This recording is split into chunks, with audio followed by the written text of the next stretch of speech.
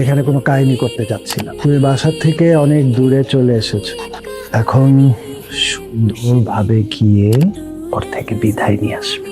এটা করো না প্লিজ, আমার ভিতরে ক্ষত আরো বেড়ে যাবে। আমি যে ক্ষত নিয়ে যাচ্ছি, সেই ক্ষতর থেকে আমার ক্ষত অনেক বেশি।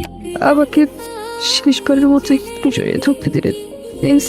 হাবিব হাবিব শেষবারের মতো একটু জড়িয়ে ধরতে হবে প্লিজ। হ্যাঁ মা, এই যে মাইমুনার বাড়ি যাবো। মাইমুনা আমার ছোটবেলার ফ্রেন্ড না, ও ছোটবেলার ফ্রেন্ড না হলে তো যেতামই না। সামনে এক্সাম তো গ্রুপ স্টাডি করতে হবে।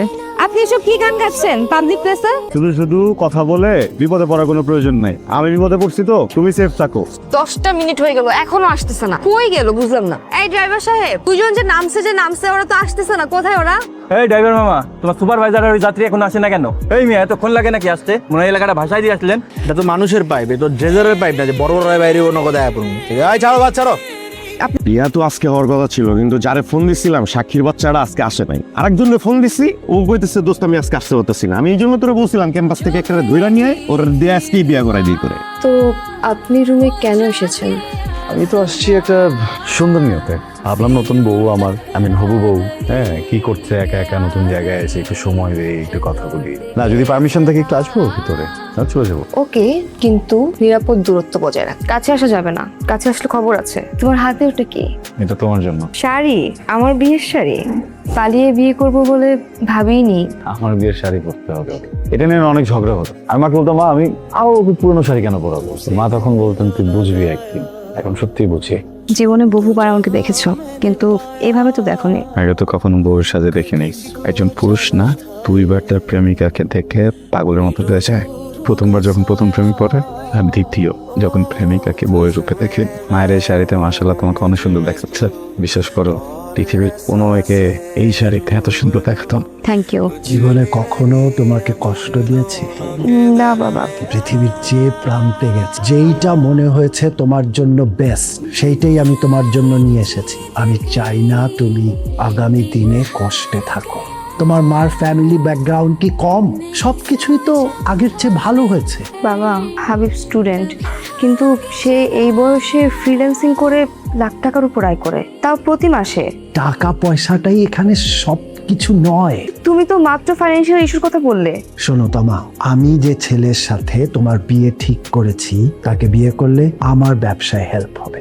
আমি যদি আজকে এখান থেকে একা ফিরি, তাহলে প্রথম কাজটা কি করব জানো? আমি গিয়েই তোমার মাকে ডিভোর্স দিব। তুমি এটা করো না বাবা, প্লিজ। আমি গাড়িতে অপেক্ষা করছি, তুমি ওর থেকে বিদায় নিয়ে এসো। এই যে শাড়িটা পরে আছো সুন্দর, কিন্তু এটা তোমার জন্য। এই শাড়িটা আমি সারা জীবন আমার কাছে রাখতে ছিলাম, কিন্তু আমি পারলাম না। I am sorry. তোমার মায়ের শাড়ি। তোমার বাবা এসে তোমাকে কি বলছে, তুমি কেন চলে যেতে চাচ্ছ, আমি কিছুই জানি না, আর আমি জানতেও চাই না। আমি জাস্ট একটা জিনিস জানি, যে চলে যেতে চায় তাকে জোর করে আটকাতে হয়। হাবিব, আমার শেষ একটা অনুরোধ রাখবে। আমি তোমাকে শেষবারের মতো একটু জড়িয়ে ধরতে চাই, প্লিজ। তোমার এটা করো না প্লিজ, আমার ভিতরে ক্ষত আরো বেড়ে যাবে। আমি যে ক্ষত নিয়ে যাচ্ছি, সেই ক্ষতর থেকে আমার ক্ষত অনেক বেশি। শুধু একটা কথাই বলবো, মেয়েদের জীবনটা না এত সহজ না। এই কথাটা আগে মাথায় ছিল না, এই কথাটা আগে মাথায় ছিল না তোমার। এই কথাটা আগে মাথায় ছিল না, তাহলে তো আজকে জীবনটা সহজ হয়ে যেত, তাই না? তোমার বাবা যখন বলেছিলেন উনি কোনোভাবে আমাদের বিয়ে মেনে নেবেন না, আমি কি জোর করেছিলাম? আমি তো তখনই বলেছিলাম যে প্রয়োজন নেই, চল আমরা পিছিয়ে পড়ি। পালাতে হবে কে বলেছিল তোমার? পালাতে হবে কে বলেছিল তোমা? চলে যাও, এটা তোমার জন্য ভালো, আমি বলতেছি। হাবিব, আমার না তোমাকে অনেক কিছু বলার আছে, কিন্তু আমি বলতে পারছি না। তুমি আমাকে ভুল বুঝো না। আমি ভাবেন নিরুপায়, আমাকে শেষবারের মতো একটু জড়িয়ে ধরতে দিলেন। এক্ষুনি চলে যাও, আমাদের জন্য একটা ইজি হবে, আর কথা না বাড়াই। হাবিব হাবিব শেষবারের মতো একটু জড়িয়ে ধরতে হবে। বলছি বেরো এখান থেকে। হাবিব প্লিজ, তোমাকে বলছি। মেয়ের নাম কি রেখেছো? সোনারা। সুন্দর। মেয়েটা দেখতে যেমন সুন্দর, তেমন তার নামটাও। Thank you. ভালো লাগলো। তুমি বিয়ে করে ফেলেছো, মেয়ের বাবাও হয়েছে। তোমার মেয়ের বয়স কত? 8 বছর। 8 বছর। আমার বিয়ে হয়েছে 7 বছর। তোমার মেয়ের বয়স 8 বছর। আমার ভালোবাসা পাখিদের ভালোবাসা আমাকে মিথ্যা না, আমার ভালোবাসা মিথ্যা ছিল, কিন্তু তুমি চলে গিয়েছিলে। অসমাপ্ত গল্পের খলনায়িকা আমি। এই তো আমার লোক লক্ষ্মী মেয়ে। আমি জানতাম তুই তোর বাবাকে অনেক ভালো। এখন যাও, সুন্দর মতো ওই ছেলেটার কাছ থেকে বিদায় নিয়ে এসো। একবার মাকে ডিভোর্স দিতে চেয়ে আরেকবার নিজে সুইসাইড করার কথা, কিন্তু আমি তোমার ম্যানিপুলেশনে আমি জানতাম আমারই তুমি বাবার ম্যানিপুলেশন ঠিকই ধরে ফেল। তুই তো আমার ব্যবসার দিকে তাকাবি না। আকরামকে সাথে নিয়ে এসেছি। ও শুটার, টাকার বিনিময়ে মানুষ খুন করে। আজকে যদি তুই আমার সাথে না যাস তাহলে তোর জন্য আমার বাড়ির দরজা চিরদিনের জন্য বন্ধ। আম সরি। সরি কেন বলছো? এতদিন ধরে তোমাকে ঘৃণা করেছি তাই। ঘৃণা করেছো দেখি তো এত সুন্দর একটা সংসার বোঝাতে পেরেছ। কি সুন্দর একটা মেয়ে হয়েছে তোমার, মাশাআল্লাহ। ওর আম্মু আমাকে অনেক ভালোবাসে, যেন এতগুলো বছরে আমি কখনো ওর কাছে কোনো কিছু চাওয়ার সুযোগ পাইনি। কেউ যেন বুঝে যায় যে আমার কখন কোনটা দরকার। ওর সাথে খুব অদ্ভুতভাবে পরিচয়। আমি তো প্রেমে ছাকা খেয়ে পুরো লেখা হয়ে গিয়েছিলাম। ফ্রেন্ড ছিল, সান্ত্বনা দিতে আসলো, তখনই আমি আর সুযোগটা মিস করিনি। ও কাঁধ বাড়িয়ে দিল, আমি সাথে মাথা রেখে দিলাম। তুমি না থাকলে আমার জীবনটা তো সুন্দর হতো না।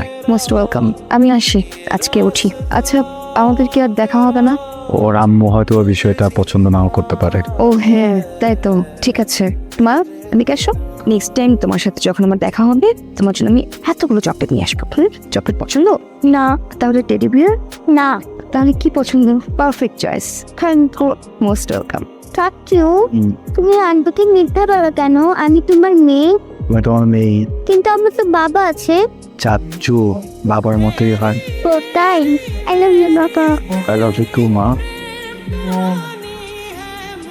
দুজনে মিলে সেই নাম ভিজে বৃষ্টিতে, আমার চোখে বৃষ্টি নামে তোমার